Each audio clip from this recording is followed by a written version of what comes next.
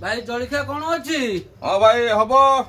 ଡାଲି ବରା ଅଛନ୍ତି, ବିରି ବରା ଅଛନ୍ତି, ଆଳୁ ଚପ୍ ବି ଅଛନ୍ତି, ଜିଅନ୍ତା ଘୁଗୁନି, ସ୍ପେଶାଲ ଚଟନି ଆଉ ଖାଣ୍ଟି ଗୁଆ ଘିଆ ବହୁତ ସକ୍ସ। ଆଉ ତୁ କଣ ଖାଇବୁ କହ? କଣ କଣ କଣ ତୁ କଣ ଖାଇବୁ କ? ଆଉ କଣ?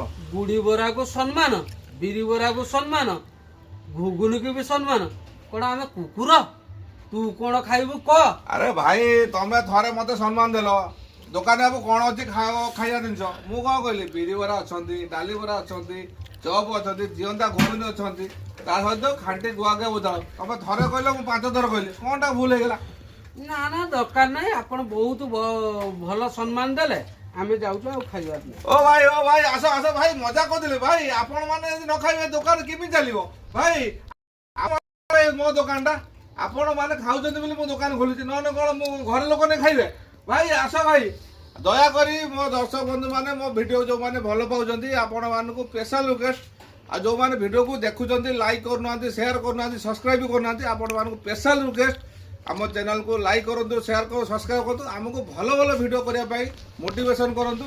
ତା ସହିତ ଆମ ପାଖରେ ଭଲ କ୍ୟାମେରା ନାହିଁ, ଭଲ କସ୍ମେଟିକ୍ ନାହିଁ, ଯେଉଁଥିପାଇଁ ଆମେ ଭଲ ଭିଡ଼ିଓ କରିପାରୁନୁ। ଆପଣମାନଙ୍କର ଆଶୀର୍ବାଦ ହେଲେ ଆମେ ଭଲ ଭିଡ଼ିଓ କରିପାରିବୁ। ଭଲ ଲାଇକ୍ ଆପଣମାନେ ଦେଲେ ଭଲ ଭିଡ଼ିଓ କରିବୁ। ଜୟ ଜଗନ୍ନାଥ, ରହିଲି।